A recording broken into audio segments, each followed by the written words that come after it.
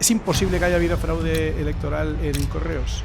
Yo creo que no es imposible. Pero es que yo creo que aunque pierda, aunque no forme gobierno, es capaz de quedarse. Este es capaz de quedarse liderando la respuesta, quemando las calles, inflamando las tertulias de televisión, movilizando a los sindicatos que llevan 7 años callados. Es una vergüenza la actuación de los sindicatos en estos 7 años. Has coincidido en el espacio-tiempo con José Luis Rodríguez Zapatero.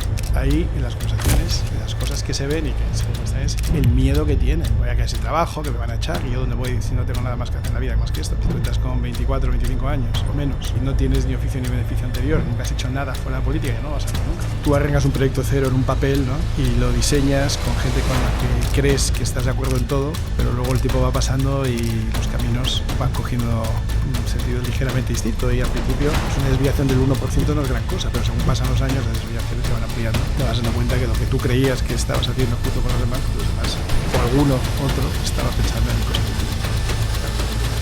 ¿Y verdad te crees que vayan a avanzar? Es que como no lo hagan, pues el final de los dos.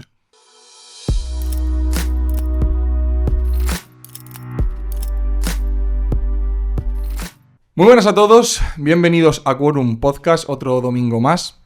El invitado que tengo hoy ha sido el nombre que más se ha repetido entre vosotros cada vez que he preguntado quién queríais que acudiera a Quorum. Y por fin lo hemos conseguido. Iván Espinosa de los Monteros, muchísimas gracias por venir. Gracias por invitarme, Javi. Yo a la primera, a la primera. La verdad es que desde que he podido conseguir hablar contigo no me has puesto ningún problema y me imagino que estarás súper solicitado, así que te lo agradezco. No, de verdad. pero encantado de estar aquí, que es un podcast que sigo mucho y que me encanta. Te lo agradezco mucho. Vamos a ver, Iván. He estado dándole vueltas a cómo empezaba y fíjate, hace 2 años y medio aproximadamente, ¿no?, que dejaste la política de primera línea. Uh-huh. Personalmente siempre he creído que te fuiste más... porque al final tus principios, tus ideas no concordaban con lo que tenías que hacer en ese momento a nivel político y te fuiste siempre mirando hacia atrás. Opinión personal, como digo. Y claro, yo, analizando cómo iba a enfocar la entrevista, lo primero que se me ha ocurrido es, joder, ¿qué hubiera pasado si la derecha en ese 23J hubiera conseguido 5, 6, 7 escaños más? ¿Qué hubiera sido? Como dice Karol G. ¿Qué hubiera sido? ¿Qué hubiera sido? Imagínate, ¿eh? ¿Echas de menos la primera línea política? No, lo pasé muy bien, me encantó, fue una experiencia formidable, producto de un momento y de una ilusión y de una esperanza, de un proyecto, de un equipo rodeado de gente magnífica y de un ambiente que creo que también contribuía a crear de primera categoría, y la tengo un gran recuerdo, pero la vida sigue, miro hacia adelante y estoy muy satisfecho de esa época y muy satisfecho también de haber salido en el momento adecuado para mí. ¿Y nunca has vuelto a intentar mirar hacia atrás y decir, joder, me he equivocado? Porque, claro, te lo digo porque sí, está la cosa tan mal que nunca has llegado a sentir ese sentimiento de decir, debería estar ahí dando guerra. Uno puede reevaluar lo que ha hecho, y yo lo hago muchas veces, ¿no? Pensar que uno acierta siempre sería un error, y me he equivocado en muchas cosas. En esto creo que no me he equivocado. Y creo que no, porque creo que no había mucho más que yo pudiera aportar en este momento, en este ambiente, y tal y como están las cosas en los distintos partidos políticos, ¿no? Entonces yo realmente no hubiera aportado gran cosa, o no hubiera podido encajar en el ambiente en el que yo hubiera querido aportar alguna cosa.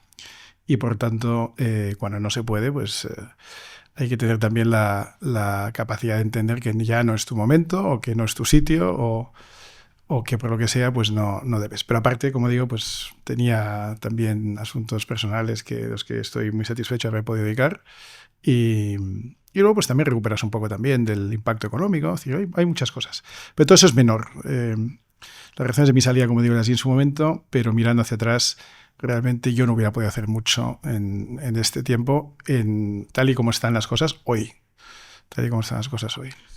Has dicho varias veces, y bueno, es el título de tu libro, que España tiene solución.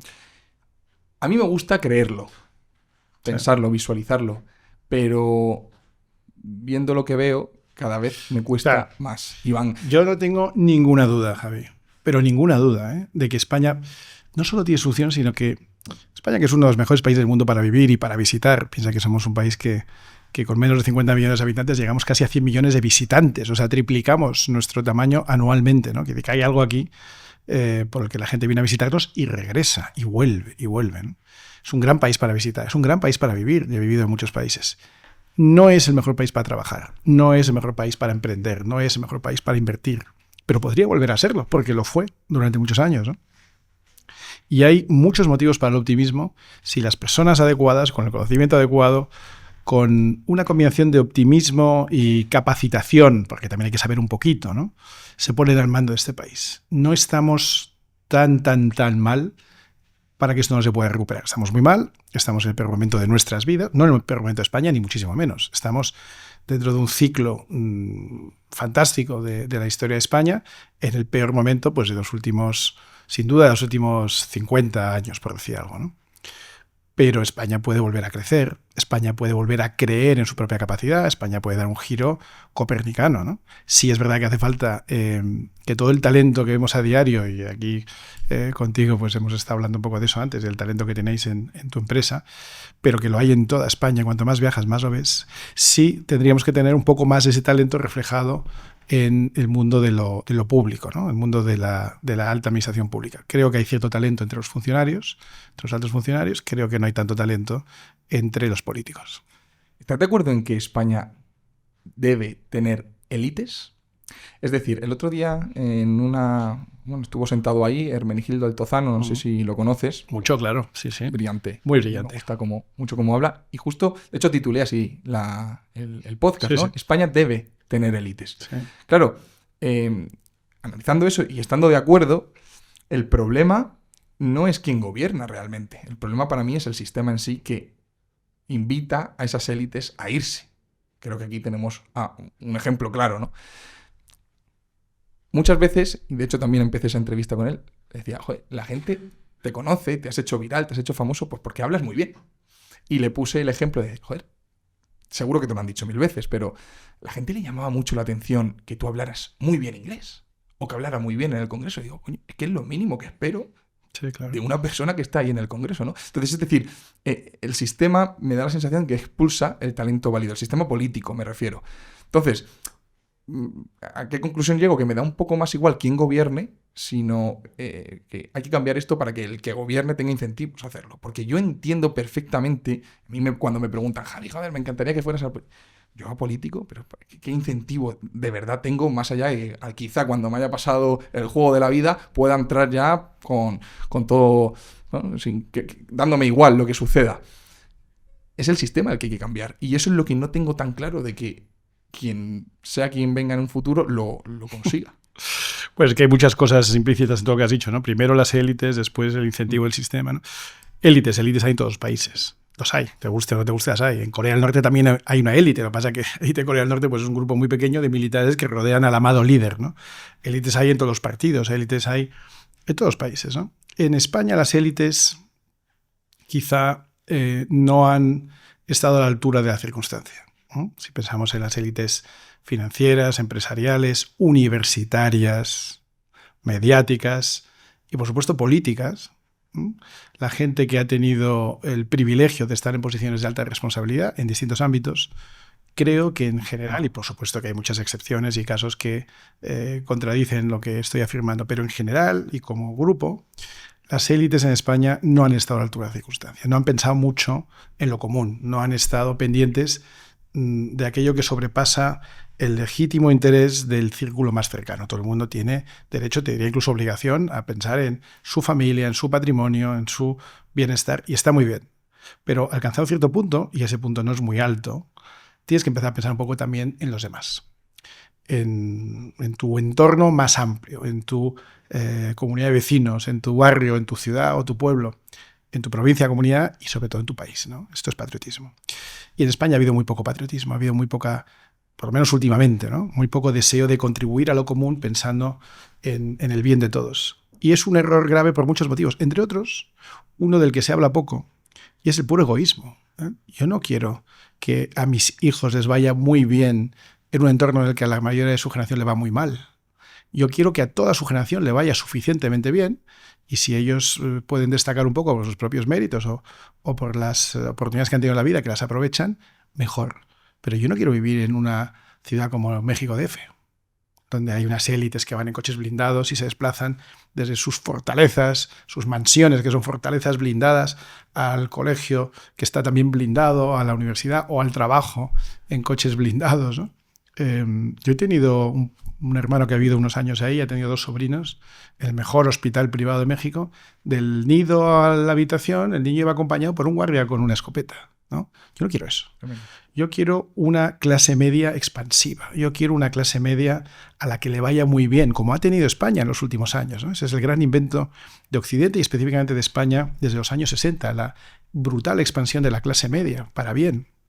Y donde, sí, siempre había algunos que tenían un poco más, pero no había gran diferencia, y algunos que tenían un poco menos, sí que ha habido siempre gente un poco más desafortunada, pero donde, no sé, un 80 o un 85% de la gente tenía suficiente para vivir desahogadamente y tenía la oportunidad de trabajar y de prosperar y de mejorar, a veces metiendo más horas, a veces en los años 60 o 70 esto ya se olvida, pero había el pluriempleo. Nuestros padres y abuelos hicieron grandes sacrificios, ¿no? Ahora que se les tiene tan denostados, trabajaron mucho. No sé si más o menos que los de ahora, pero trabajaban mucho. Pero tenían recompensa, ¿no? Y ahora hay gente que trabaja mucho y no tiene esa recompensa. Entonces las élites sí nos han fallado. Segundo, las élites expulsan o son expulsadas del sistema. Claro, el sistema que tenemos es un sistema diseñado en la transición pensando en aquello de lo que España carecía en ese momento, ¿no? Tú piensas que se están cumpliendo ahora 50 años del comienzo de la transición y bueno, cortes había, lo que pasa que no eran muy democráticas, ¿no? Gente que se llegaba a la política había, medios de comunicación había, pero ¿qué es lo que se echaba en falta? No había partidos políticos. Entonces se diseña todo un sistema basado en fortalecer aquello de lo que se carecía, que eran los partidos políticos. Eso tuvo algunas consecuencias buenas y otras no tan buenas. Y hoy lo que tenemos es un dominio aplastante de los partidos políticos por encima de los individuos que hacen que se acabe imponiendo la ley de hierro de las oligarquías, ¿no? Y es que al final, pues incluso aquellos partidos que venían a ser muy distintos acaban siendo de forma de actuar exactamente iguales que los demás, ¿no? Por propia naturaleza del sistema. Por eso yo creo que también el enfoque tiene que ser... Y por la naturaleza humana también, ¿eh? La naturaleza humana, porque tú arrancas un proyecto cero en un papel, ¿no? Y lo diseñas con gente con la que crees que estás de acuerdo en todo, pero luego el tiempo va pasando y los caminos van cogiendo un sentido ligeramente distinto. Y al principio, pues una desviación del 1% no es gran cosa, pero según pasan los años, las desviaciones se van ampliando y te vas dando cuenta que lo que tú creías que estabas haciendo junto con los demás, pues los demás o alguno otro estaba pensando en cosas diferentes, ¿no? ¿Te has sentido traicionado? Claro que sí. Claro que sí. No es que me he sentido, es que lo he sido. Pero da igual, yo miro hacia adelante.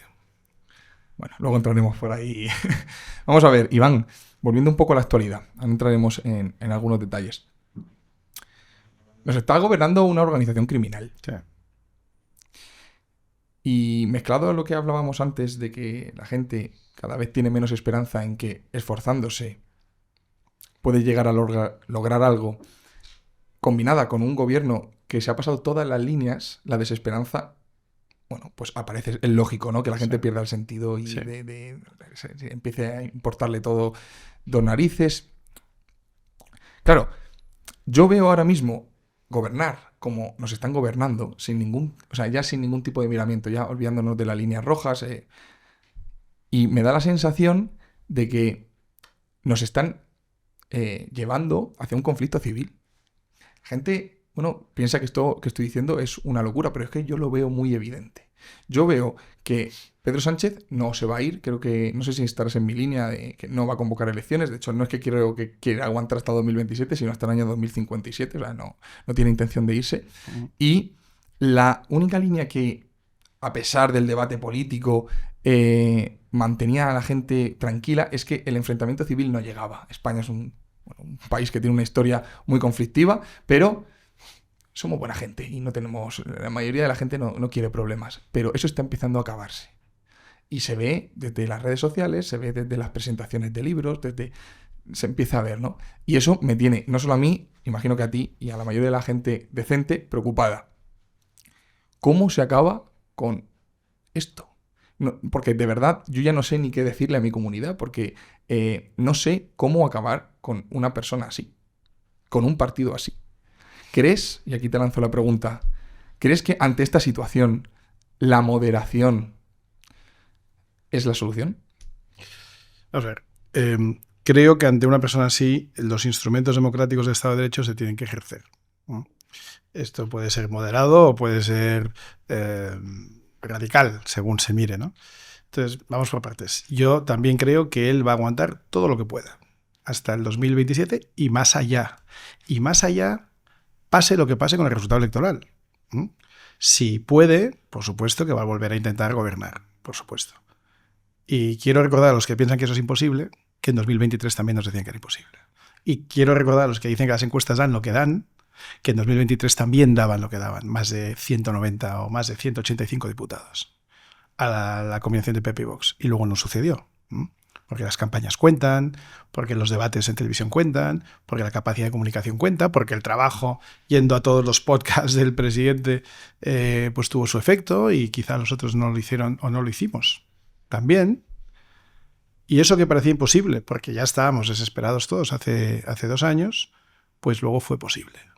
Y no es imposible que vuelva a suceder el 27. ¿Qué hay que hacer para evitar eso? Pues hay que dotar, hay que insuflar de ilusión, de proyectos, de optimismo factibles, realizables, con ideas, con reformas estructurales, los programas de los partidos de la oposición, ¿no? Y ahora hablaremos un poco de cuál es nuestra labor desde Atenea, porque va por ahí. Pero no es imposible, ¿eh? Es improbable, pero no es imposible. Bien. Pero es que yo creo que aunque pierda, bueno, ya perdió otra vez, aunque no forme gobierno, es capaz de quedarse.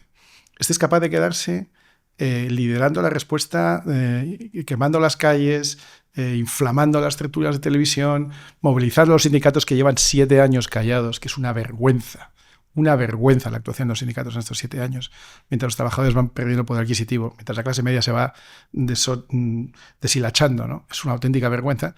Bueno, pues yo estoy convencido de que él sí puede, si resiste, haciendo las trampas que sean necesarias, incluso dentro de su propio partido. En estos días he estado escuchando a Susana Díaz lamentarse de cómo dio un golpe de Estado dentro del partido. Y cómo la gente lo vio y no hizo nada. Y la gente no lo hacía porque, oye, somos personas de partido y no queremos... Ya, pues las personas de partido que no quieren decir la verdad de lo que está pasando dentro son responsables de la deriva final del partido. En todos los partidos. En este caso el PSOE. Bien. Pues este es capaz de lo que haga falta por quedarse. Entonces, no es imposible que pierda las elecciones, que no sea capaz de sumar y que se quede jefe de la oposición, ¿no? Eso es lo primero. Entonces, lo segundo, que me decías, ¿qué es lo que hay que hacer? Bueno, pues hay que crear programas políticos, hay que crear liderazgos políticos que, por supuesto, que ahonden en la crítica a una organización criminal como la que tú mencionas, pero que también nos llenen de ilusión y de esperanza y de optimismo y de soluciones, y no solo de críticas o de gritos o de inflamación.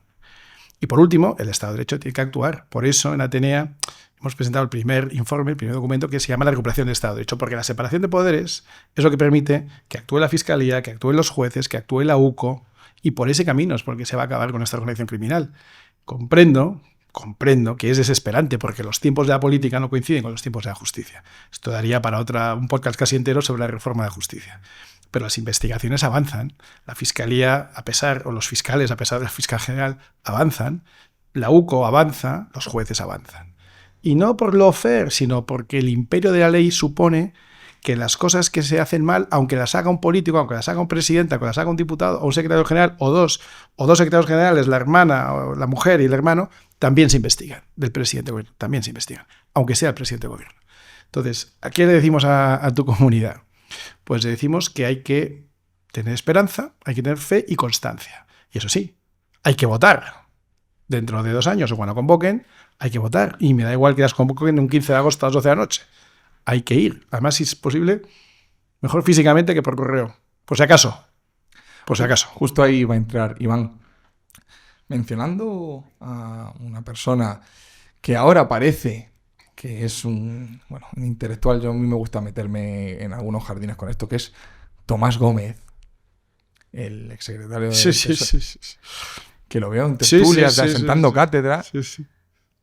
¿Cómo tienes la cara de salir hace unos meses diciendo, no, es que yo vi a Pedro Sánchez meterse detrás de una cortina y modificar el resultado de las primarias del PSOE? ¿Y lo dices ahora? ¿Por qué? Porque estás fuera. Pero que es peor, que lo vio toda España, que hay vídeo. Es que hay un vídeo de una cortina con un tío detrás con las urnas que las están llenando. Y cuando alguien levantó, porque algunos sí levantó el grito y puso el grito en el cielo y levantó la voz, dijeron, compañeros, no conviene enfadarse. Bueno, no conviene enfadarse, que te están dando un golpe de Estado. que te lo están dando dentro del partido. Entonces, todos aquellos que contribuyeron o callaron o pensaron, en general, todos aquellos que piensan que por el bien del partido no hay que decir las cosas, pues yo creo que se equivocan. A donde iba esa reflexión es que yo hasta hace 2 años, bueno, realmente hasta que salió el Leire 10 a la palestra, siempre he creído que estas voces de manipulación electoral, fraude electoral y tal, no me las llegaba a creer nunca porque para mí era quitarle responsabilidad a la ciudadanía. Y aquí, hay que decirlo, hay 5, 6, 7 millones de personas que siguen votando al PSOE. Guste o no guste, ¿vale? Están ahí, existen. Y no digo que haya fraude electoral en un pueblo perdido de Sevilla porque la cacicada de turno se haya podido ejecutar, también. Pero no algo lo suficientemente grande como para modificar el resultado de unas elecciones generales. Ahora bien, desde la aparición de Leire, quiero decir, no voy tranquilo a una convocatoria electoral en 2027. Mira, Leire es una pringada. Leire, ¿qué es Leire? Leire es una pringada que es un instrumento del partido. O sea, hay muchas Leires. Estoy convencido que hay muchas. Ahí esta es una que la han pillado. Porque encima era imprudente, iba. Pero esta la han pillado, pero hay muchas Leires. Y el sistema no es fácil de manipular. ¿No? Me encantaría decirte, esto ha sido todo un fraude. No es fácil. Pero hay cositas que se pueden hacer. No digo que se hayan hecho, porque si lo pudiera demostrar, estaríamos ya en un juzgado. Pero, hombre, hay indicios, ¿no? Hubo noticias muy preocupantes sobre el fraude en el voto por correo en Ceuta. No sé si os acordáis, Sí, antes de las elecciones. Sí. ¿no? Pero indicaciones muy, muy graves. ¿no? Y en un sitio como Ceuta, donde es una circunscripción muy pequeña, solo hay un diputado, Melilla lo mismo, ¿no? Pues una ligera variación en una situación de empate puede hacer cambiar un voto, ¿no? Tú piensas que los 7 escaños que le han faltado a la derecha, en total no sumaban muchos, eran muy pocos miles de votos. Hombre, había que saber cuáles eran las 7 provincias donde bailaba un escaño de izquierda a derecha o al revés. Pero en cada una de esas 7 provincias, por muy poquitos votos, poquitos quiere decir, pues a lo mejor son 1.500 o 2.000 votos en cada provincia, pero vamos, que en total no creo que sean más de 20.000 o 25.000 votos los que había que cambiar de un lado a otro. Bien. Lo que te digo ¿es imposible que haya habido fraude electoral en correos? Yo creo que no es imposible. Si lo pudiera demostrar estaría, pero es una opinión, no estoy afirmando algo taxativamente. Me da la sensación de que no debe ser tan difícil. Más difícil el voto presencial en la urna. Por eso siempre he dicho y sigo sosteniendo que el voto por correo habría que contarlo aparte, contabilizarlo aparte, porque si empiezas a ver variaciones estadísticas significativas por mesas, si en una mesa desde hace 15 años gana siempre el PP y de repente por correo gana otro partido, el PSOE, por decir algo, pues es raro, ¿no? Que justamente los que están de vacaciones votan todos al PSOE. Es un poco raro. Te indica que ahí hay un posible fraude. Entonces, creo que puede haber fraude electoral en el sistema por correo. Pero creo también que eso es estadísticamente o numéricamente pesa relativamente poco. Es decir, si hay una victoria apabullante de la derecha, es imposible que te hagan fraude. Si tú juegas un partido de fútbol y vas ganando 4-0, en minuto 90 te podrán pitar un penalti en contra, pero quedarás 4-1. Habrá fraude en el penalti que te han pitado, pero sigues ganando 4-1. Ahora, si tú vas 0-0 y no has sido capaz de ganar, o vas empate a 2 y no eres capaz de marcar 2 o 3 goles que tenías que estar marcando porque el otro es un rival muy flojo, y llegas al minuto 90 y te pitan un penalti en contra, te tirarás 4 años acusando al árbitro y quizás hasta tengas razón. Pero si hubieras metido 2 goles tú, 2 goles más, pues no estaríamos hablando del árbitro, ¿no? Entonces, eso es lo que pasa aquí. Si hubiera habido un éxito masivo, incontestable de la derecha como tenía que haber habido, pues estaríamos hablando de si hay fraude electoral, si no lo hay. Cuando las cosas están muy igualadas, ¿puede haber 7 provincias donde el voto por correo sea decisivo? Puede haberlas. ¿Puede ser que ese voto por correo haya sido ligeramente influido o manipulado? Pues no es imposible. Es que da miedo ya pensar en eso, porque si no te queda unas elecciones limpias ya estamos totalmente perdidos. Insisto, Javi, que si tú sacas, o sea, si tú arrasas, si tú haces una campaña sólida, si la gente cree en ti o en el otro, los 2 partidos de la derecha, si van con fuerza, si van con ilusión, si van con capacidad, si generan ese tipo de entusiasmo, si hay una oleada, si la gente también se vuelca contra el fraude y la organización criminal que nos está gobernando, pues entonces no hay fraude electoral que pueda haber. Pero claro, lo que hay en el Congreso de los Diputados refleja bastante fielmente lo que es el país. Por supuesto. Entonces, no nos quejemos solo de los políticos, sino también, oye, la gente vota lo que vota. Por supuesto, eso es un Y hay mucha mensaje. gente satisfecha con lo que hay, a pesar de todo. Y les da igual los casos de corrupción que haya o los casos... O sea, todo lo que tú has llamado, y yo coincido, en una organización criminal, tú se lo enseñas a muchos votantes de ese lado y te dicen, bueno, la derecha es peor. Y se quedan tan anchos, ¿eh? Y aunque lo critiquen, efectivamente es ya, pero me merece la pena. O sea, sigue siendo rentable para mí, aunque en la práctica no lo sea, ¿no? El que gobiernen ellos a pesar de todo. Es algo que a mí me fascina, de verdad. ¿Cómo ha podido calar tanto el mensaje de ya, el meme, ¿no? Pero al menos no gobierna la derecha. Joder, es que es la verdad. Pedro Sánchez ha conseguido, ha identificado bien cuál es la naturaleza de una buena parte del país y lo ha machacado y lo ha conseguido. Claro, porque la izquierda y la derecha apelan a valores inversos, ¿no? La izquierda, y sobre todo Pedro Sánchez, pero la izquierda en general, apela a la envidia, apela al rencor, apela al odio, ¿no? Una derecha ciberconservadora moderna tendría que estar apelando a la oportunidad, al crecimiento, a la creación de empleo, a la generación de riqueza, a la elevación, ¿no? Al patriotismo, a los valores más elevados. Pero España es un país que tiene muchas virtudes y también algunos defectos. Y entre los defectos que tenemos está la envidia, ¿no? Entonces, alimentar la envidia es algo que la izquierda hace muy bien. Alimentar también la pereza, ¿no? Tú no hagas nada, que el Estado se va a ocupar de ti. Oye, piensa que ya hay más adultos en España que reciben una contraprestación del Estado que adultos que aportan neto al Estado, ¿no?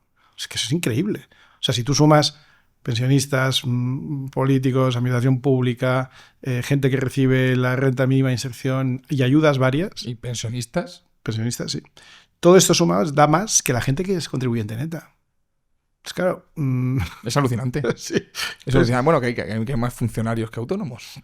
Que parece una tontería, pero es que son datos a brocha gorda, pero refleja la naturaleza refleja lo que es España, claro. de un país. Claro. Y por eso, insisto, lo primero es mirarnos a nosotros. Por supuesto, no, la responsabilidad individual y colectiva está por delante de todo, ¿no? Eso no me vale el argumento de, aunque lo hubiera, es que nos han robado las elecciones. Tío, que hay 5 o 6 millones de personas que votan a esto y 3 o 4 que no votan o que votarían antes a lo que sea con tal que no gobierne la derecha. Me parece fascinante. Han mencionado antes Atenea. Tuve la oportunidad de estar en la presentación de Atenea. Me fui de allí bastante, contento e ilusionado porque la verdad es que me gustó sobre todo el perfil de gente que está ahí dentro. De hecho, tuve la suerte de tener aquí, la suerte de charlar con Guadalupe Sánchez, que soy una crack. un auténtico fan. Me entero, no termino de conformar mi opinión sobre todo tema jurídico hasta que no la escucho hablar. Había gente muy buena, muy talentosa. También me leí el documento que sacasteis, el primero, sobre cómo enfocar todo el tema judicial en España. Pero ¿cuáles son los siguientes pasos? Y esto te lo pregunto porque desde ese momento he visto presentaciones en varios sitios, habéis estado en Estados Unidos y todo presentando, pero ¿cuál es el plan de acción? Es decir, ¿vais a conformar grupos concretos que especializados en cada tema y vais a machacar con esto? ¿Cómo va a ser el funcionamiento de aquí al 2027? Perdona que interrumpa este podcast, pero tengo que contarte una cosa. Mirad, sabéis que colaboro desde hace tiempo con Trade Republic y esta Navidad ha hecho una cosa que seguro que os va a interesar muchísimo. Vamos a ver, a todos los que se registren en la aplicación con el link que vais a encontrar en la descripción de este vídeo, vais a participar en el sorteo de hasta 300 euros en acciones de diferentes empresas al azar. Lo único que tienes que hacer es registrarte, validar la cuenta, ingresar 100 euros e invertir por lo menos en 3 cosas durante los primeros 21 días desde que te crees la cuenta. Simplemente por eso vas a entrar en el sorteo, vas a recibir valor en acciones en Trade Republic, insisto, en diferentes empresas, y además, a partir de ese momento, podrás empezar a utilizar la cuenta de Trade Republic para diferentes cosas. Muchas veces ya he mencionado el enorme valor de su cuenta remunerada, que sin necesidad de invertir vas a poder remunerar tu ahorro, es decir, el dinero que tengas depositado en la cuenta sin invertirla estará remunerándose al tipo de interés que marca el Banco Central Europeo, ahora mismo el 2,02, y además podrás crearte planes de inversión. Así que tienes hasta el 6 de enero del año 2026 para registrarte y entrar en el sorteo. ¡Anímate! La idea es que vayamos de aquí al 2027 precisamente presentando documentos, informes que pongan el dedo sobre la llaga de problemas que hay en España, donde la mitad del documento sea más o menos un análisis de qué estamos haciendo mal y la otra mitad sea propuestas concretas para que un gobernante que llegue mañana potencialmente al Palacio de Moncloa, que llegue mañana a las 1 de la mañana, tenga ya pues, un informe sobre cómo recuperar el Estado de Derecho, cómo mejorar nuestra industria, nuestra economía, nuestra fiscalidad, nuestro sistema de defensa, nuestra política de exteriores, nuestra política de interior y migración, nuestra política de vivienda, y así sucesivamente, ¿no? Es decir, vamos a ir haciendo poco a poco con grupos de trabajo, efectivamente, llenos de gente con talento, llenos de gente experta, gente competente, que es lo que muchas veces falta en el mundo de la política, y gente que sabe mucho de un tema, pero no tiene necesidad ni ganas de afiliarse a un partido, ni de aparecer en un ámbito más político, ¿no? Y además, gente que no tiene por qué estar de acuerdo con el papel de al lado. Que es decir, a lo mejor hay un tío que nos hace o nos ayuda a hacer el papel de vivienda, pero no está de acuerdo con la posición de otro grupo que nos han hecho el papel de defensa. No tiene por qué estar de acuerdo con todo, ¿no? Pero los distintos expertos son sectoriales y nos van ayudando con esto, ¿no? Bueno, esto va generando realmente digamos que un repositorio de ideas muy sólidas, pensada por gente experta, muchas veces con algo de experiencia en la empresa pública o en el mundo del sector público. Por ejemplo, pues en el mundo de la defensa tienes que tener militares, ¿no? O diplomáticos, pues son gente del sector público, pero también con gente que proviene del sector privado. Y esa combinación es la que yo creo que es óptima para proponer las ideas que deberían dirimir el futuro de un país. Y la idea es que esto pues lo vamos presentando, las vamos debatiendo, se las presentamos a los dos partidos principales de la oposición con la esperanza de que las asuman o las hagan suyas, porque aquí no hay ni copyright, ni esto lo inventé yo, sino justamente la aspiración de que estas ideas se pongan en práctica por el bien de España, ¿no? Sí, porque además eso va a ser clave porque mira que les gusta asignarse una autoría de es algunas fenomenal, ideas, oye, lo eso, hagan, ¿no? genial. Pero además, te digo la verdad, las ideas, casi todo está inventado, ¿no? O casi todo está...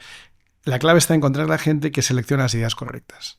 No es que procuramos innovar y procuramos poner ideas encima de la mesa un poco disruptivas, pero factibles dentro del marco constitucional, sin necesidad de cambiarlo todo. Pero siempre hay alguien que lo ha pensado antes que tú. Si no se trata de ponerte medalla de haberlo pensado tú, ¿no? Sino la medalla está, o el mérito está en seleccionar y conjuntar un acervo de ideas factibles, posibles, que hagan de España un gran país pensando en el medio plazo.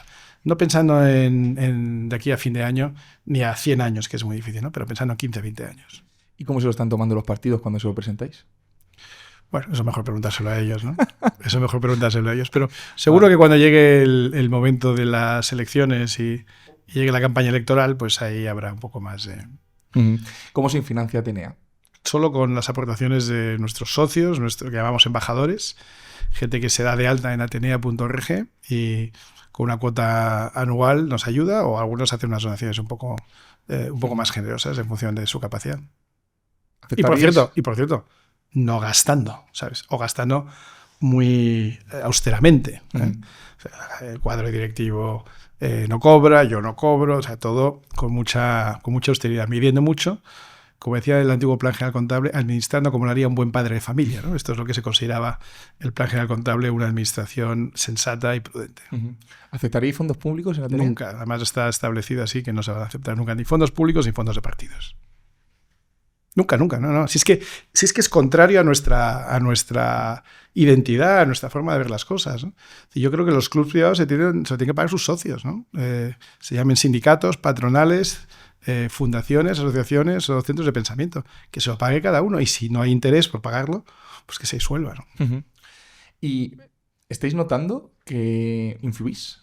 Es decir, sí. que marcáis un poco rumbo, agenda, marco. Con toda la modestia, pero claro que sí, cuando sacamos un tema. Además, los informes luego los presentamos en vivo, de ahí sacamos vídeos, de los vídeos se hacen cortes, se suben por redes. Tenemos ya, pues yo creo que somos en el mundo de las asociaciones o fundaciones, pues somos líderes en redes sociales, y esto tiene mucho impacto, pues sobre todo entre la gente, te diría, menor de 45, ¿no? Luego también buscamos aparecer en medios para la gente mayor de 40 a 45, porque son fuentes de información complementarias, ¿no?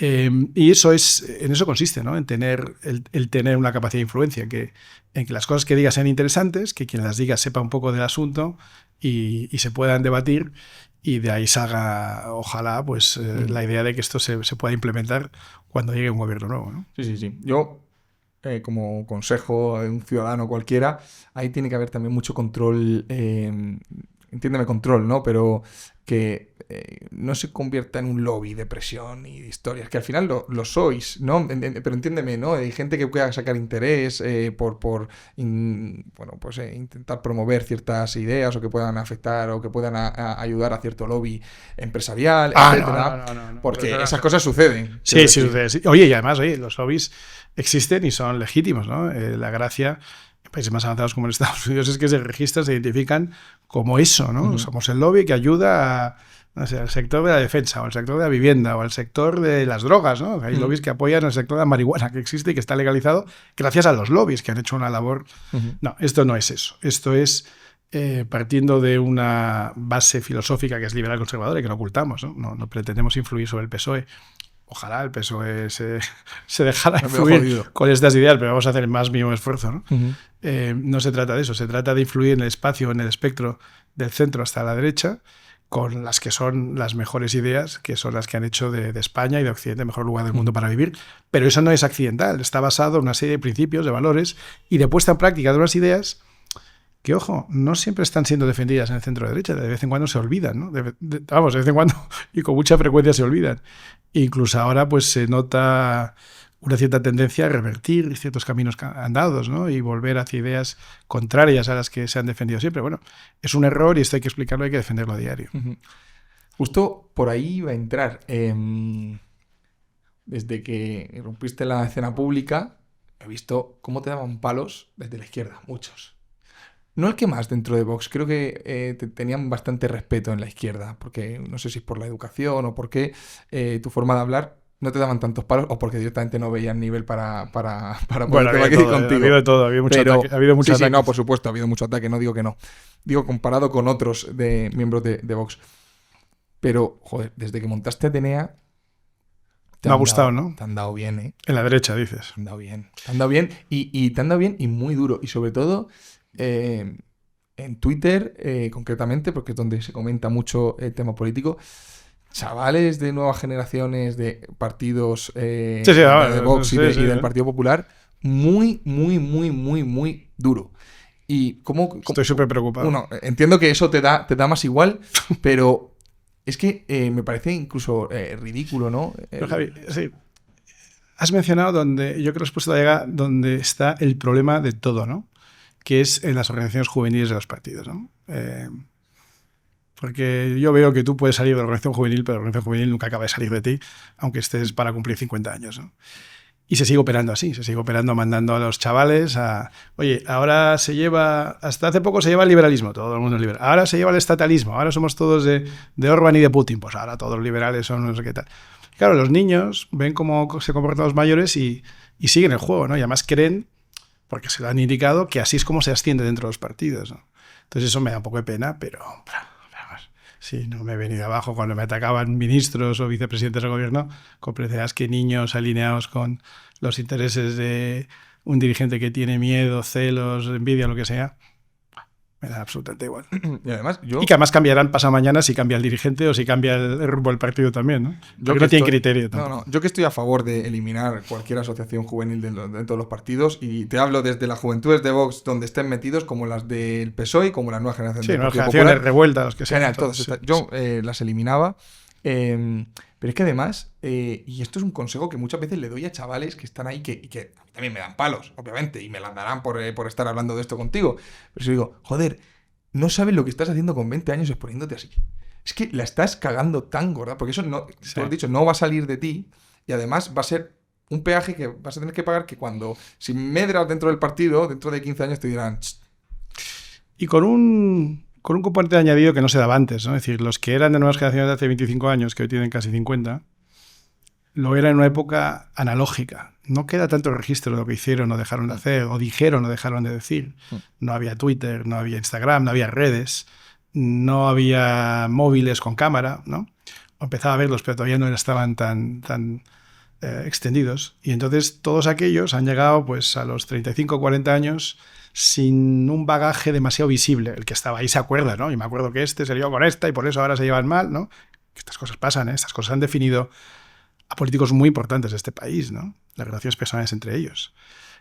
O este me quiso quitar el puesto y esto. Claro, con 20 años, ¿cómo se quitan el puesto unos a otros? Pues no es por su currículum, porque no ha hecho a base de puñaladas, ¿no? Y a base de codazos. Bueno, pues esto, conforme van pasando los años, es la forma que tienen de actuar. Pero eso fue menos visible y queda un poco el mito que cada uno se dibuja. Pero es que hoy en día todo lo que hagas con 20, con 22, con 24, pero en el espacio de la política o lo que sea, cualquier cosa que tú publiques, y esto los jóvenes lo tienen que entender, pero cuesta mucho, ¿no?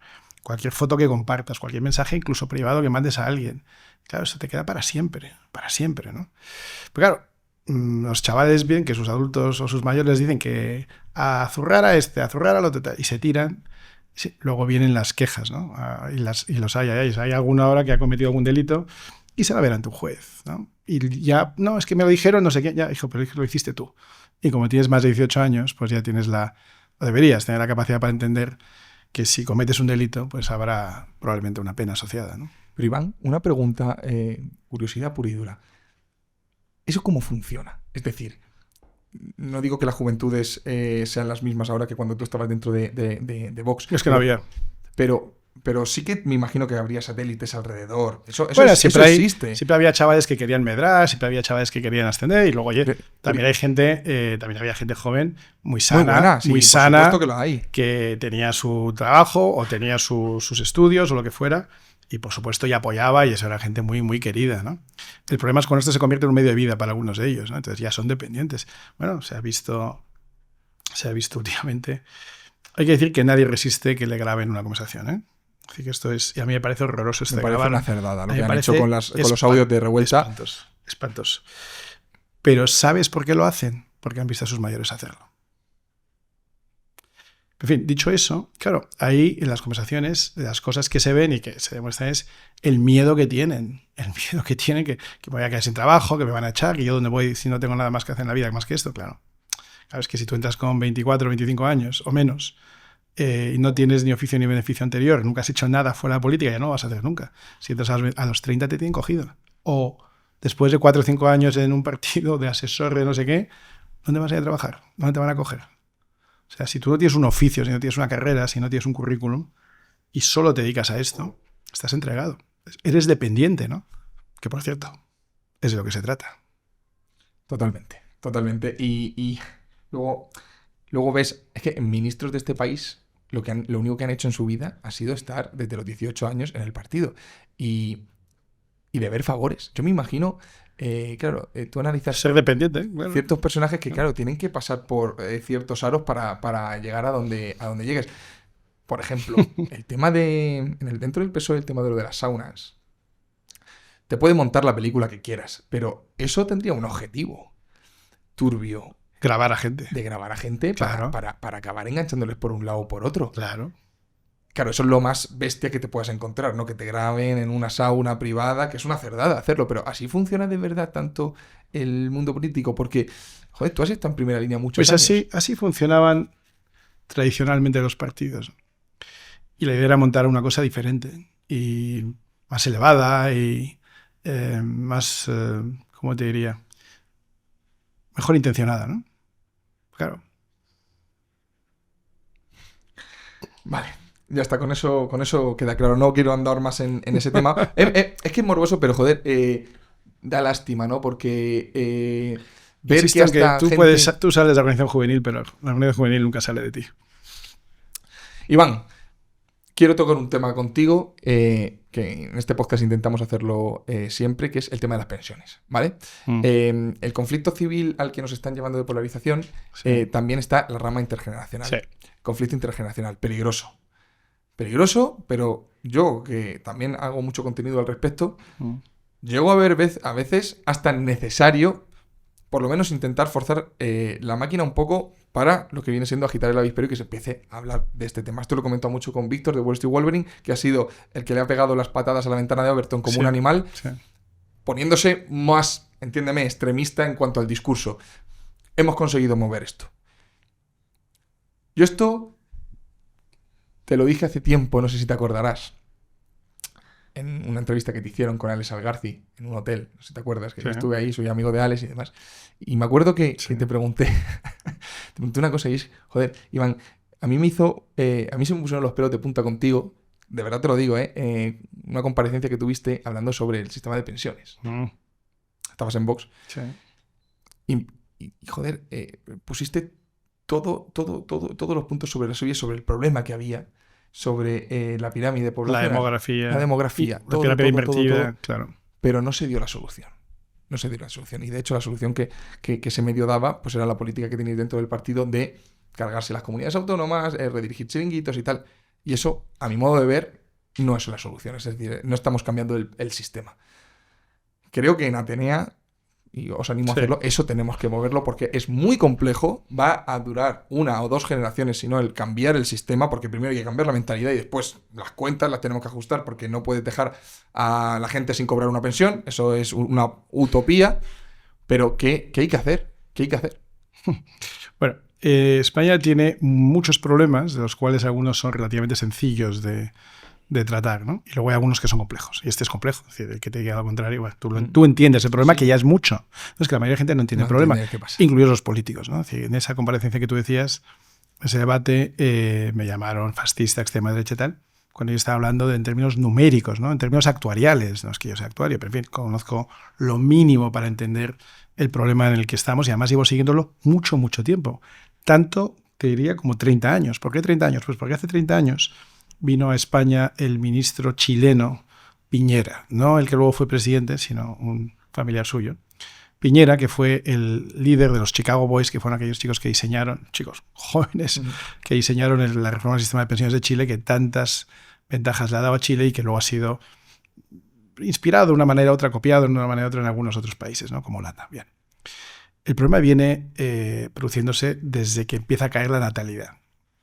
Cuando España, a partir del año 76, empieza a tener menos hijos que el año anterior y luego menos hijos que el año anterior y así sucesivamente, lo que vamos teniendo es una sociedad cada vez más envejecida y donde hay cada vez más personas receptoras y menos personas contribuyentes. Esto es fácil de entender. Lo que la gente todavía no ha entendido bien del todo es que todo lo que tú hayas cotizado durante toda tu vida, que te hace acreedor de una pensión, yo lo entiendo, pero todo eso no está guardado en una cuenta para ti, que ha ido creciendo con el tiempo. Porque lo que tú cotizabas en el año 70, 80, 90 y 2000 antes de jubilarte fue para pagar a los pensionistas entonces.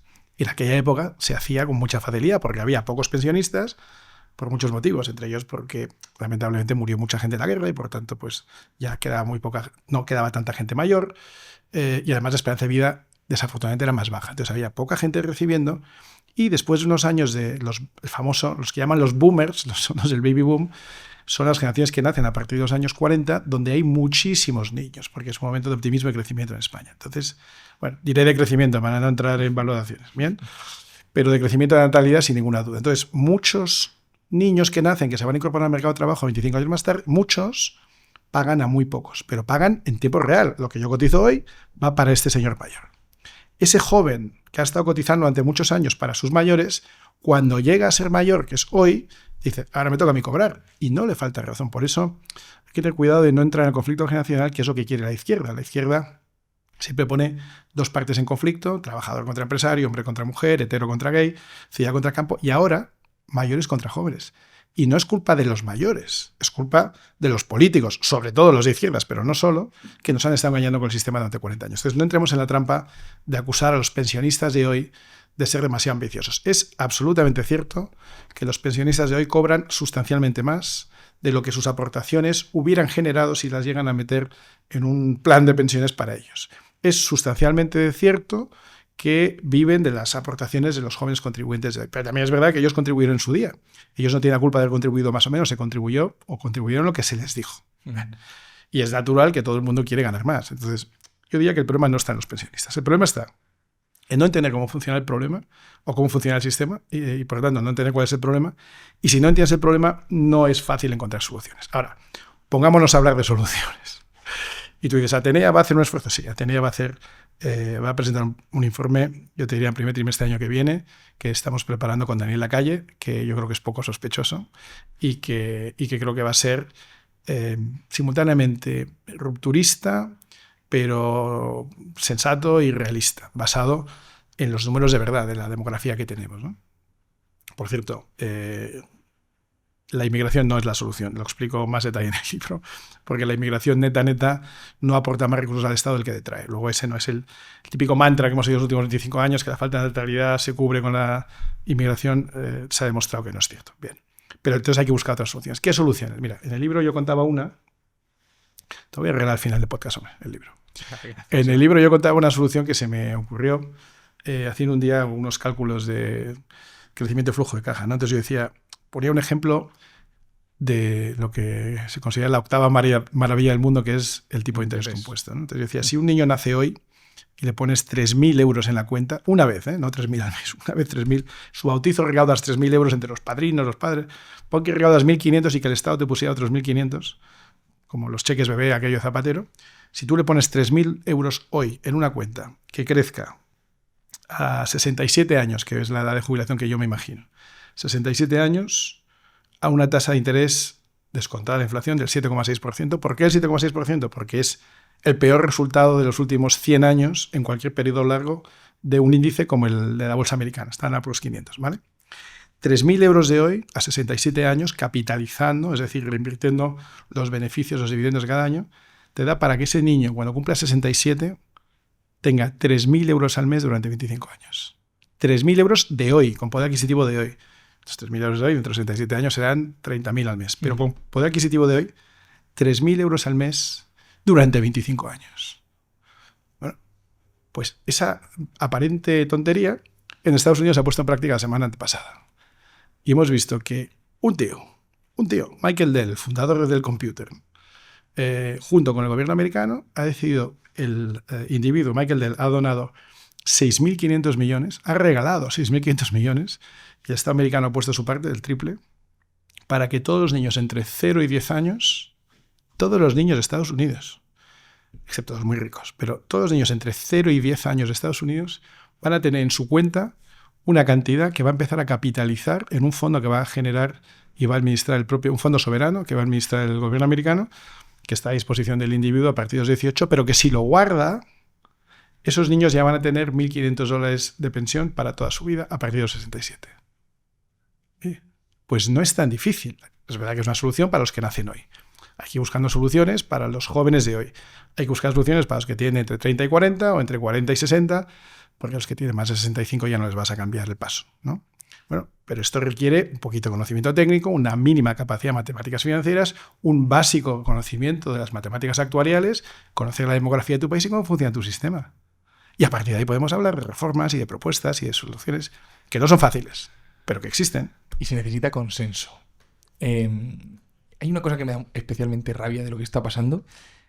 El PSOE sería capaz... No se puede contar con ellos para nada. Por supuesto que no se puede contar con ellos, pero el PSOE sería capaz de conseguir que el relato calara y poder hacer algo bueno por el país. De verdad, o sea, el PSOE es el único partido de verdad que tiene la capacidad para hacer eso. No lo han hecho nunca. Nunca lo han hecho ni lo van a hacer. En nada. Pero sería alucinante. Pero ni con las pensiones, ni con la política exterior, ni con la educación, ni con el mercado de trabajo, ni con nada. Es que no han hecho nada. Esa es la naturaleza criminal. O sea, lo que hacen es, lo que ellos te dicen es, yo tuve un intercambio muy interesante con la ministra Calviño en su día, y además muy celebrado por la prensa de izquierdas, El País, ¿no? Calviño, Cascas, Espinosa, Montero y tal. Bueno, una vez cascas y otras te cascan. Pero esta vez, si me cascó o no, depende de cómo interpretes lo que se dijo, ¿no? Yo tengo claro que yo le dije, no conozco a nadie que haya prosperado con su gobierno, ¿no? Entonces me dice, usted no conoce a nadie que cobre una pensión, que tenga una renta mínima de inserción, que vaya a la seguridad social, que disfrute de educación pública. Pues tiene usted que cambiar de amigos, ¿no? Tal, grandes aplausos. Ya, pero es que eso no es prosperar, ¿eh? O sea, prosperar es que tú, por tus medios, gracias al estado de las cosas que te encuentras, gracias a las reglas de mercado, gracias a la sociedad en la que vives, a tu esfuerzo. Y a tu esfuerzo y tu rendimiento, antes tenías 100 y cuando acabó 4 o 8 años de gobierno, tenías 120, 150 o 200. O empezabas a trabajar y al cabo de 8 años te has podido comprar un piso. O eras un joven sin mucho futuro y has encontrado un trabajo que te ha ido tan bien que te has podido casar o has podido formar una familia. Eso es prosperar. Prosperar no es depender del gobierno. Prosperar no es recibir una rentita o una ayuda. Eso es lo contrario. Eso es empobrecer. Claro, el PSOE como todo partido de izquierdas, si se autoproclama el partido de los pobres, ¿qué es lo que necesita que haya mucho? Pobres. Pobres. Porque si es el partido de pobres y haces que la gente se enriquezca, te quedas sin votos, ¿no? Luego, si eres el partido de los pobres, si es el partido de los desalapados, si es el partido de los parias de la tierra, como dice su propio himno, ¿no? ¿Qué es lo que quieres que haya? Pobres. Lo están consiguiendo. Volviendo a lo del tema del sistema de pensiones. Efectivamente, este ejemplo, que me ha gustado mucho del de Estados Unidos, no es el único. Una de las cosas que tiene que entender la gente es que existen otros modelos. O sea, el tema es tan complejo porque la gente no entiende que existen otras posibilidades. Siempre pongo el ejemplo de Australia. Australia tiene las pensiones privadas. Por cierto, inició todo esto un sindicalista.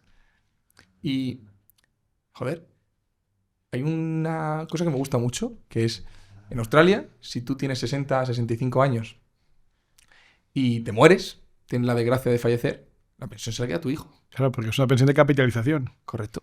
No de reparto. Existe. Claro, es decir, porque es tuya. El porque dinero es está tuya. en algún sitio. Pero, Javi, fíjate, una cosa incluso te diría muy, muy importante, ¿no? Es decir, si hablamos de pensiones y de reformar las pensiones, ¿es porque nos preocupa que haya pensiones o es porque quieres que no haya pensiones? Porque claro, la acusación, usted no quiere que haya pensiones.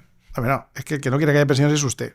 Porque usted, al no reformar el sistema, nos está abocando al fracaso. De hecho, el sistema ya hace unos años que no es sostenible, esa palabra que le gusta tanto a la izquierda, ¿no? No es sostenible. De hecho, no se paga, no se puede sostener las pensiones con las cotizaciones de hoy. Casi un tercio se paga con impuestos. Por eso, una buena parte se coge de los impuestos generales. Porque el sistema no es sostenible. No dentro de 20 años, desde hace por lo menos 6 o 7, quizá más, no estoy seguro. Pero el sistema no se sostiene. Como no se sostiene, usted tiene que coger de los impuestos y aportar al sistema. Luego, estamos señalando un problema porque nos preocupa que el problema se resuelva. No porque no queremos que haya pensiones, sino porque justamente queremos que las haya y para todos. Y hay soluciones. Probablemente haya que coger los países donde se han solucionado. Mencionabas Australia, Chile, Holanda, Suecia. Canadá, Suecia. Pero veamos cómo se ha hecho. Porque si se ha hecho y ha salido bien, quizá sea buena idea inspirarse de alguna manera en una combinación de esas soluciones. Va a ser algo que necesites 50 años, pero por eso es tan importante hablar aquí, Iván, y que la gente lo entienda, porque el político, y el ejemplo es, el otro día estaba ahí sentado también Juan Bravo, y le saqué el tema. Buen tipo, ¿eh? Muy buen tipo. Juan Bravo es buena gente. Y sabe. Y sabe. Sí. Claro, pero es político. Está en política. Está en política, y sabe que el segmento poblacional más grande que hay son los pensionistas. Entonces, claro, no te puede decir... Como si llega a decirme aquí que me va a cambiar el sistema de pensiones de arriba abajo, pero no lo va a hacer. Pero Javi, se puede cambiar el sistema de pensiones de arriba abajo sin que salgan perdiendo los pensionistas de hoy. Pero para eso tienes que contarlo bien. Claro. Y es lo que yo le dije a él. Claro. Digo, tenéis que hacer propaganda. Propaganda pura y dura. Porque... Primero hay que tener un modelo claro. Hay que, por supuesto. Luego hay que saber explicarlo, que no es tan fácil. Y luego hay que machacarlo. El tema es que el político lo que quiere es gobernar. Y quiere que le voten. Claro. Entonces... Para que ellos empiecen a proponer cosas, por desgracia, repito, y porque lo primero que piensa un político cuando llega a Moncloa es que tiene que mantenerse dentro de 4 años. Uy, no. Lo primero que piensa cuando llegas a Moncloa es que dentro de 6 meses hay autonómicas. Y luego hay vascas, y luego catalanas, y luego europeas, y luego municipales, y luego otra vez generales. Es decir, seguir todos los años hay, claro. Para eso necesitas que la gente te vote. Entonces, no puedes abrir melones tan grandes como esto porque hay 10, 11, 12 millones de pensionistas en este país, entre contributivas y no contributivas. Pero te insisto que no va contra ellos. Es que no tiene por qué ir contra ellos. No va contra ellos. Pero cuando ellos empiecen a ver también de esa parte de la sociedad que lo demanda, porque claro, ahora, ¿por qué los autónomos son los olvidados de las políticas generales normalmente? Porque son 3 millones, ojo, que son muchos, pero son 3 millones que si no laburan, no cobran... Y no te van a montar una manifestación ahí. Pagan como te lo digo, tú lo sabes también bien. Cotizan, pase lo que pase. Animalada. Entonces, cuando vean de esa parte de la población que también exigen ese cambio, el político empezará a decir, pues voy a tener que hacerlo. O sea, no creo que sea un tema que vaya a ir, oye, desde la política y la ciudadanía la convenza, sino va a tener que también venir de la ciudadanía y por eso es tan importante llegar a esa gente. Pues por eso, Javi, la ciudadanía, cuando muchas veces se pregunta ¿qué puedo hacer yo contra el sistema, contra este partido, contra el otro, contra este gobernante? Pues tú solo es muy complicado. Pero por eso presentamos Atenea como un instrumento útil de la sociedad civil, porque lo que puedes hacer es afiliarte o ayudar a una organización un poco más amplia donde estamos más defendiendo esas ideas y tú contribuir como con dinero, con ideas, presentando gente, contándolo. O sea, porque esa es la manera en la que la sociedad civil opera, no es solo presentándote a las elecciones, que está muy bien, sino también generando influencia, generando impacto y es asociándote con otra gente, porque a ti solo nadie te va a escuchar. A ti, autónomo que cotizas y estás todos los días sufriendo para llegar a fin de mes, no te van a escuchar, pero si te agrupas con una sociedad o una entidad de sociedad civil, la que sea, Atenea es una, pero puede haber otras, ahí es donde puedes tener un poco de fuerza, porque ya representa, oye, a 1.000 personas o a 100.000 personas, o tus vídeos se ven 200.000 veces, o tienes 6 millones de seguidores, o lo que sea, estoy exagerando. Pero cuanto más impacto tenga la organización, pues más influencia podrá tener. Y solo se consigue impacto si representas a mucha gente, si te sigue mucha gente, si te apoya mucha gente y si movilizas a mucha gente, ¿no? Muy breve, Iván. Inmigración. Es la mayor preocupación de la ciudadanía en España, ahora mismo, según lo que dicen algunas encuestas. Tú te paseas por aquí, por Madrid, en este barrio concretamente, y se nota la influencia de la inmigración, pero luego te paseas por... estamos aquí en el barrio Salamanca, en Velázquez. Luego te paseas por Carabanchel también. Y te paseas por Almería, o te paseas por Cartagena, de donde soy yo, o te paseas por el País Vasco, por el centro de Bilbao, ¿no? Y flipas. Es alucinante. Tenemos una política migratoria que es welcome everybody, o sea, da igual. Y por el otro lado, empiezo es un poco peor, porque es welcome refugees, como si todos fueran sí, refugiados, ¿no? Efectivamente. Pero es que la maldad está en el lenguaje también, ¿no? Sí, en las palabras está todo. Y a la vez que pasa eso, 500.000 de jóvenes yéndose cada año, después de haberles pagado una carrera. La situación es crítica también ahí. Sí. Y además estoy totalmente seguro que desde la parte de la izquierda, y cuando digo izquierda, el Partido Socialista y Pedro Sánchez, van a empezar a regularizar. Bueno, ya están haciendo. Que ya lo están haciendo, cosa que una vez que regularizas, ya no desregularizas. Porque yo pienso en Vox diciendo que quieren echar a 6 millones de personas, quiero ver cómo se hace. A personas con el pasaporte. Eso es absolutamente inviable. Es populismo del más rancio, además, porque es populismo para gente con poca inteligencia. ¿Qué hay que hacer? ¿Cómo empiezas a mover esto? Entre decir que hay que echar a 6 millones de personas y decir que todo el que le preocupa la inmigración es un xenófobo, un racista, en medio, ¿sabes? Hay caminos muy sensatos, ¿no? Hay cosas razonables que se pueden hacer.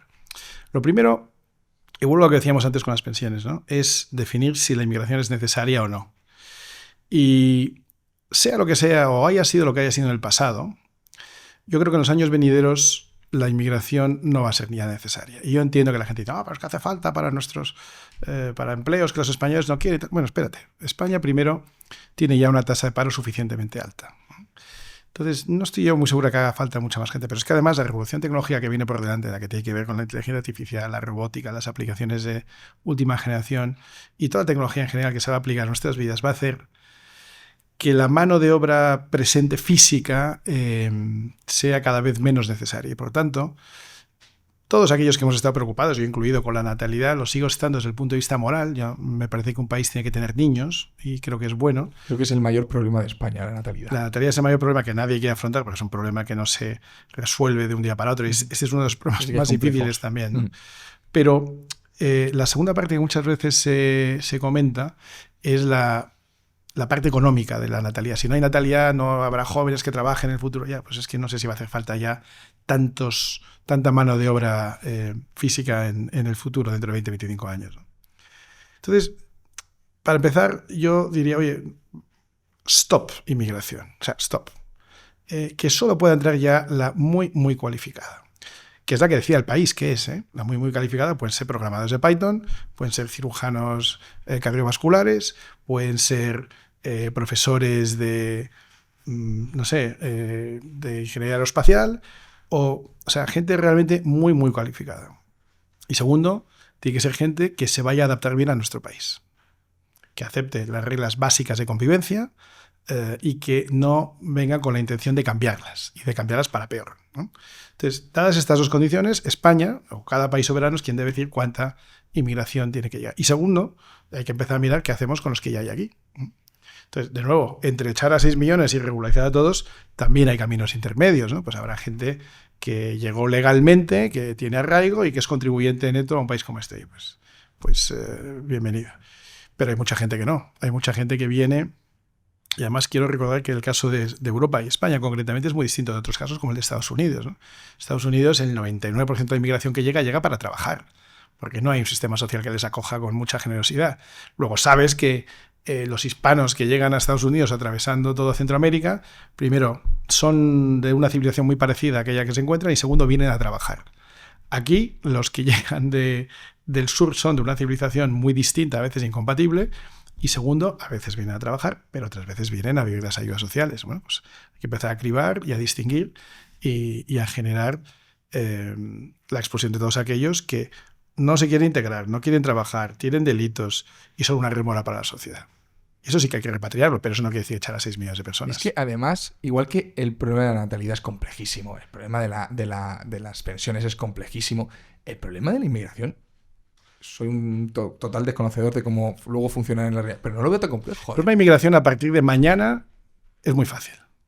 El problema es con lo que ya ha pasado. Con lo que ya ha pasado. Controlar por lo menos a partir de mañana que no entre una patera en Canarias. De nuevo el caso de Australia, ¿no? Australia lo decía, pero de nuevo hubo consenso. Hubo consenso entre los dos partidos. Trajimos en su momento a España al ministro australiano de Inmigración y lo explicó. Es que hubo consenso en el Congreso. Y entonces, claro, cuando los dos partidos principales se ponen de acuerdo, las cosas funcionan mucho mejor, ¿no? Tú imagínate aquí buscar un consenso con la izquierda sobre este tema. Es imposible. Y además creo que es un componente muy bueno para Pedro Sánchez para ese conflicto civil. Conflicto civil y luego además está pensando en su votante futuro. Es decir, sí, no, cuando regulariza no necesariamente da derecho al voto, pero cuando después de unos años de regularización pide la nacionalidad, ahí ya sí tiene el derecho al voto, ¿no? Está invirtiendo en sus nuevos votantes del futuro. Yo he vivido 3 años en Tenerife y conozco bien las Islas Canarias en general y mis amigos que están ahí me están diciendo, dice, esto en algún momento va a estallar porque se les va a ir la olla a los de aquí. A los de aquí se les va a ir la olla y van a empezar a armarla. Pero los canarios también tienen que revisar a quién votan. Y quiero recordar, porque esto se puede ver en YouTube, quiero recordar a Ana Oramas en la primera moción de censura que presentamos en su día, llamándonos xenófobos, racistas, porque pensábamos acabar con la inmigración de esos pobres jóvenes que venían de África, que merecían ser recibidos en Canarias y tal. ¿Y ahora qué? ¿Y ahora qué? Iván, por ir terminando, ¿has coincidido en el espacio-tiempo con José Luis Rodríguez Zapatero? No, pero he visto una vez en mi vida. Una vez. No tengo nada bueno que decir. No de esa vez, que esa vez no pasó nada, pero coincidimos en una asamblea de una organización, de una ONG, digamos, ¿no? ¿Qué te parece? ¿Cómo crees que va a acabar? Yo espero que acabe pagando, aunque sea una fracción de todo el daño que ha hecho. Porque realmente creo que no hay en la historia reciente de España ningún individuo que haya hecho más daño a nuestra nación, además a sabiendas. No hay ninguno, ¿eh? Es decir, por mucho que busques, ni Pedro Sánchez. Nadie ha hecho más daño a España, nadie, ningún individuo, ninguna organización, ningún país, ninguna mafia de tráfico de personas, ninguna mafia de tráfico de drogas. Nadie ha hecho más daño a España en los últimos 50 años que José Luis Rodríguez Zapatero. Y espero que pague por los delitos que haya podido cometer, que sospecho que son muchos y muy variados. ¿Y has coincidido con José Bono? No, tampoco. Es algo que siempre me he preguntado. ¿Qué pasa con José Bono? No, pues es algo que no me pasa que cada cierto tiempo sale. O sea, no sale. Sí, pero no lo comentan. Pero fíjate, eso yo creo que también tiene su caducidad. Porque yo tengo la impresión, un poco más que la impresión, de que cuando salió de la política, específicamente del Ministerio de Defensa, se llevó escudos de protección. Porque tenía acceso a información de primera mano de todo el espectro político, mediático e influyente de este país, ¿no? Entonces, durante mucho tiempo yo creo que ha operado en la inmunidad. Pero ¿sabes qué pasa? Que pasa el tiempo y aquellos líderes van cayendo, van desapareciendo, se van jubilando y llegan otros nuevos sobre los que ya no tenía nada porque no eran nadie en esa época, ¿no? Entonces ya a lo mejor la impunidad va desapareciendo. A lo mejor, ¿eh? A lo mejor, ¿no? A lo mejor. Iván, para terminar, el test de quórum. Te voy a hacer unas preguntitas muy cortitas y a ver qué sale. Se ríen porque hay una pregunta que... Bueno. Iván, una meta por cumplir. Ser abuelo. Ser abuelo. Eso me encantaría, me encantan los niños. Qué bueno. ¿Cuántos Que hijos los míos tienes? ya se van. Tengo 4, 4 hijos. pero ya se van haciendo mayores poco a poco. Ya van creciendo, ¿no? Qué bueno. ¿Un libro que todo el mundo debería leer? España tiene solución. Librazo. Gran regalo para esas navidades. ¿A qué edad te compraste tu primera vivienda? Pues fíjate, lo recuerdo muy bien y va a hacer ahora, bueno, fue a los 30 años, 30 años. Va a hacer ahora el 14 de febrero, hará 25 años. Sigo con la hipoteca viva. ¿Crees en Dios? ¿Eres creyente? Sí, claro. Dime un ejemplo de un buen político y de un mal político. Pues mira, para salir de España, te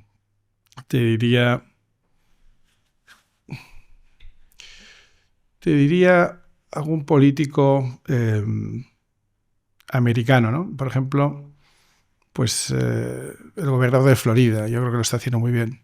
Y uno malo, el gobernador de California, ¿no? Y esto tiene consecuencias muy, muy claras, ¿no? Hoy en día, California, un poco como lo que va a pasar con la ciudad de Nueva York a partir de ahora, ya está pasando, es un lugar en el que la gente huye, pero huye, ¿eh? Y si alguno de tus oyentes ha visitado últimamente San Francisco o Los Ángeles o San Diego o esas ciudades que un día fueron referencia mundial para tantas cosas, hoy son ciudades llenas de zombies, llenas de gente tirada por la calle, con agujas colgando por el cuerpo, víctimas de la propagación del fentanilo y víctimas de la desaparición de la fuerza pública, de la desfinanciación de la policía, de la desaparición de la ley y el orden, víctimas de las políticas progres que tanto daño hacen, ¿no?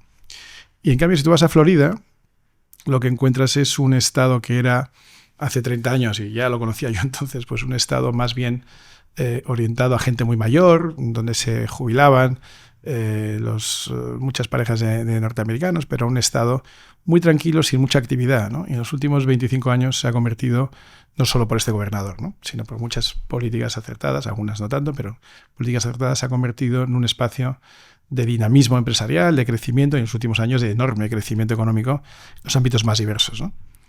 Y entonces las políticas buenas y malas en un mismo país hacen que los destinos de sus ciudadanos cambien por completo y se reviertan muy deprisa, muy, muy deprisa. ¿Conoces el juego de Marry, Kill and Kiss? Sí. ¿Sí lo conoces? Sí. ¿Habéis visto? Es que es un hombre que ha viajado. El primero que lo conoce, joder. Sí, porque además Juan Bravo...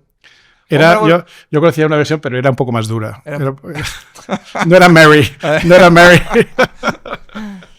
Juan Bravo, luego me enteré que dijo que sí, creo que fue Juan Bravo, pero porque, claro, venía que le habían avisado aquí todo el mundo, el equipo, que lo había visto.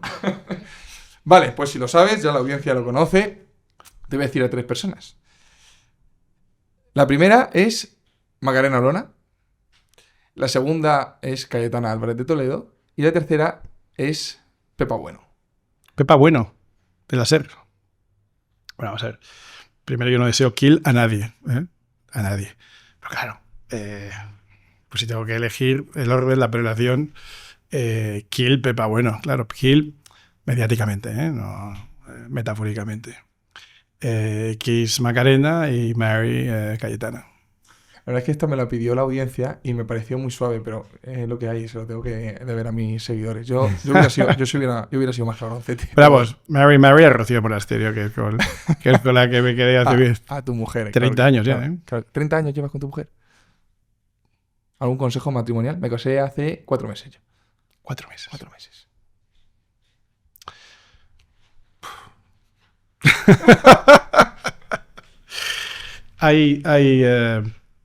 Hubo una entrevista brutal que vi una vez en la BBC, uno de los matrimonios más longevos de Inglaterra, ¿no? Llevaban 70 años casados y entonces preguntaban a ella cuál era el secreto del matrimonio, entonces ella lo explicaba, entonces ella decía, es muy importante la comunicación, es muy importante entenderse, es muy importante no acostarse nunca enfadados, es muy importante ser muy transparente, es muy importante el cariño, es muy importante el respeto, ¿no?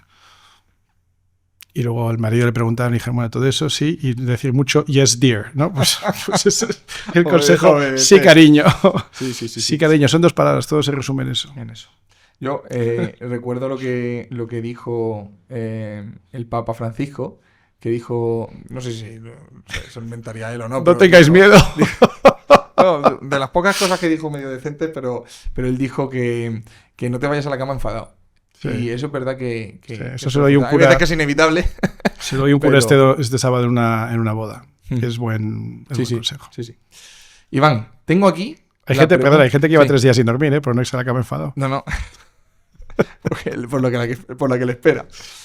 Iván, tengo aquí la pregunta que te hizo Alfonso Serrano, secretario general del Partido Popular en Madrid. No la he visto, ¿vale? ¿Pero sabía que era para mí o no era para mí? No lo sabía. Ahora era genérico. Era para el siguiente El que invitado ven, sin que saber ven. quién era. Y la pregunta es, ¿cómo saldrá Pedro Sánchez de Moncloa? Y hay 4 opciones. Con la UCO, con moción de censura, con elecciones o huido en el Falcon. Bueno, podría ser con la moción de censura, pero eso depende del PP, así que eso casi lo tendría que responder él, ¿no? Con la UCO, con elecciones o huido en Falcon. Yo creo que va a ser con elecciones. No es un deseo, sino un pronóstico. Yo creo que saldrá con las elecciones de dentro de año y medio, en verano del 2017. Del 2027, perdón. Mayo por ahí serán, ¿no? Pues mayo, hay 2 escenarios, que es mayo, coincidiendo con las municipales y autonómicas, para que un partido que yo creo que no está del todo bien se movilice para que los propios alcaldes salgan y le arrastren a él, si cree que tiene opciones. Si cree que no tiene opciones, entonces yo creo que lo llevará hasta octubre o el último día posible, que yo creo que es octubre del 27. Y así aprovecha hasta el último. Ahora vienen las extremeñas y en febrero, el 8 de febrero, si no recuerdo ¿Has quedado mal... con ellas ahora? Vienen las elecciones... Joder, macho. Vienen las elecciones extremeñas y el 8 de febrero las de Aragón Sí. se han convocado. Sí. Puede ser un batacazo histórico. No le auguro un gran éxito al PSOE. En Extremadura, además, han elegido un candidato que, bueno, esta noche ya lo veremos, ¿no? Pero yo no lo hubiera elegido mejor para el PSOE. O sea, si me dejan elegir a mí, no hubiera sido más certero en elegir el peor candidato posible. Para Aragón tiene a Pilar Alegría, que bueno, lo tiene muy difícil, ¿no? Porque... Bueno, o sea, Pilar Alegría me parece... Yo no sé si tú has visto a Gallardo. No, a ver. Lo de Gallardo, Claro, lo de por Gallardo- comparación. lo de Gallardo es criminal, pero sobre todo por el hecho de lo que viene de donde viene y de todos estos casos. Lo tiene muy Pilar difícil. Alegría. Lo tiene muy difícil los dos, la verdad. No les arriendo ganancias a ninguno de los dos. Pero, Iván, y esto, yo sé que aquí se suele acabar la entrevista, pero es que esto es una pregunta que se me escapaba. ¿Cómo es posible la elección de los candidatos autonómicos? O sea, tiene ministros como candidatos en Andalucía. O sea, ¿en qué cabeza estratégica Mira, cabe esto es muy sencillo. poner a María Jesús Montero en Andalucía? Esto es muy sencillo. Esta es una estrategia que lleva haciendo Pedro Sánchez desde hace bastante tiempo, ¿no? Que es, en aquellas comunidades donde tenía alguien que le pudiera resultar un rival, colocaba siempre a una ministra más joven que fuera de la zona, ¿no? Entonces, contra Paje, pues tiene a Isabel, a la ministra de Vivienda, Isabel... Sale Fernández, pero no, perdona. Bueno, a la ministra portavoz, ¿no? En Valencia... Isabel Rodríguez. En Valencia tenía ahí algunos problemas con el Partido Socialista Valenciano, entonces hace ministra Diana Morant y luego la manda de candidata. En Aragón tenía problemas, y entonces hace ministra a Pilar Alegría, que había sido candidata a la alcaldía de Zaragoza, y la hace ministra también portavoz, ministra de Educación y portavoz del Gobierno, y la coloca en Aragón. Es decir, en todos sitios donde hay un posible rival, coloca a una de sus ministras. Y en todos sitios donde, para que sepan que si se salen de raya hay alternativa, ¿no? Para que lo sepan los demás. Y donde no, y donde sabe que se va a pegar un batacazo como Extremadura, pues coloca a cualquiera con tal de que se queme y ya está. Y ya vendrá el siguiente, ¿no? Y así funciona. O sea, estás en mi línea de que lo hace por control del partido. Bueno, vamos. Absolutamente. El otro día me dijo una cosa todavía más sibilina y por tanto más probable que sea verdad con Pedro Sánchez, que es que él está deseando que el PSOE no pase del 30% en ningún sitio, ¿no? O el 35% en ningún sitio, de tal manera que cuando él llegue a las elecciones generales y saque el 36%, que es lo que va a sacar, el mejor escenario, bueno, que puede ser que es lo que saque, pues parezca que es el mejor líder posible y nadie le quiera quitar el asiento, ¿no? decir, que está deseando que el PSOE se pegue batacazos en las distintas comunidades para él que parezca que no es tan grave. Yo lo que creo que puede estar ocurriendo es que Vox pegue un pepinazo en Extremadura, cosa que no creo, pero lo veremos esta noche. Aragón. Y bueno, se enciende la alarma antifascista de Pedro Sánchez. Eso también, sí, claro. De Pablo Iglesias. Eso, claro, por supuesto. Vosotros, con su rodea al Congreso, que viene el fascismo, él está muerto de risa con eso. Y por último, Iván, y antes de dejar tu predicción, hay una pregunta que me ha venido a la cabeza que me ha hecho un seguidor antes de venir aquí. Y es, yo he dicho mucho que creo que el Partido Popular prefiere gobernar con el Partido Socialista en una abstención, en solitario con una abstención del PSOE. Y creo que Vox quiere que el Partido Popular haga eso, buscando la mayoría absoluta en el año 2031. Eso es desesperanzador, porque es lo que quiere Pedro Sánchez, esa división, pero es lógica. O sea, creo que es una buena decisión la de Vox hacer eso a nivel político, no pensando en España, a nivel partido. ¿Tú de verdad te crees que vayan a pactar el Partido Popular y Vox en una supuesta mayoría entre la derecha? Es que como no lo hagan, pues el final de los dos. Vamos, es que como no lo hagan... Pero vamos, me voy a los precedentes, ¿no? Es decir, porque hay mucha pelea, yo lo entiendo, y cada uno busca su espacio, y es legítimo, pero oye, el 100% de las veces se han puesto de acuerdo, ¿no? O es que hay algún pueblo o ciudad de España donde habiéndose podido poner de acuerdo no lo han hecho. O ha quedado alguna comunidad autónoma en manos del PSOE pudiendo Vox y PP gobernar juntos.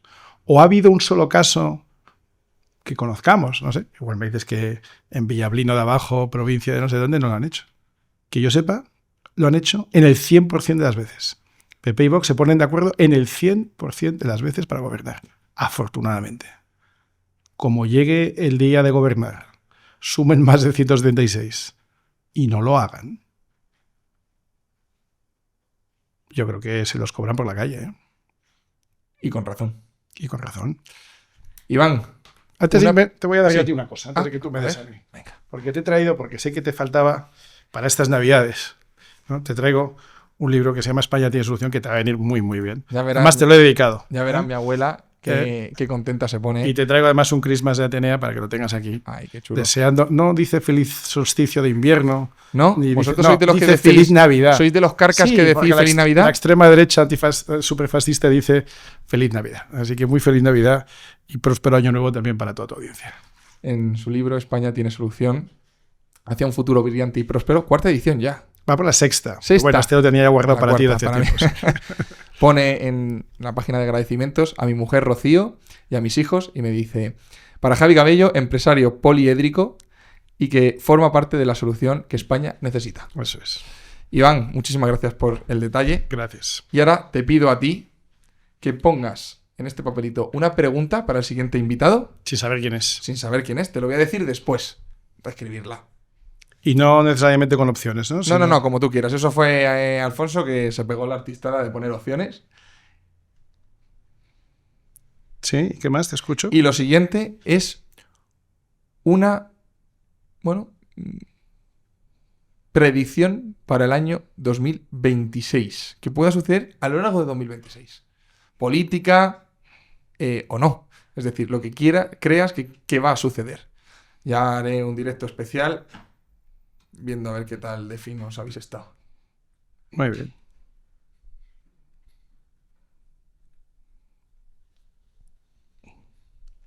Cuando le diga quién es el siguiente entrevistado, ahora lo digo. Lo pongo aquí ahora lo cuento. ¿Sí lo vas a contar? Sí, pero luego fuera de cámaras. Ah, bueno. Claro. La gente no lo puede saber hasta... ¿Tú sí lo sabes, Dani? Aquí está la tarjeta. ¿No lo sabes? Pues Ale sí lo sabe. Y una predicción para el 26. No la leo. Una predicción para el 26, ¿eh? De cualquier cosa. De cualquier cosa. Puede ser política o no. Puede ser deportiva. Puede ser deportiva. Decir que Rafa Nadal va a ganar con arroz y eso ya sería muy arriesgado, ¿no? Pero era la más fácil antes. 2026. ¿Esta la decimos o...? No, esta también se queda... Esto es para generar el hype, ¿eh? De que vean el siguiente episodio y luego, no sé, tenemos pensado hacer un directo, o sea, un evento presencial, último episodio de temporada, leyendo las predicciones con algún invitado, algún debate. Año. En el año 2026, sí, pero no sé cuándo. Esta no se puede abrir hasta pasados unos meses. Vale, estas sí que las leo yo. No te lo crees ni tú, Iván. ¡Buah! Pero vamos, me No juego, te lo crees ni me tú. juego para el siguiente podcast. Para ¿Sí? A ver, juego lo que quiera, vamos. Pues, Iván, Muchísimas Espinosa gracias. de los Monteros, muchísimas gracias. Un honor tenerte aquí. Gracias. Mucha suerte con tu proyecto Atenea y espero que nos volvamos a ver pronto. Será un placer. Gracias a mí por tenerme y un saludo a toda tu audiencia. Gracias a todos y nos vemos el próximo domingo.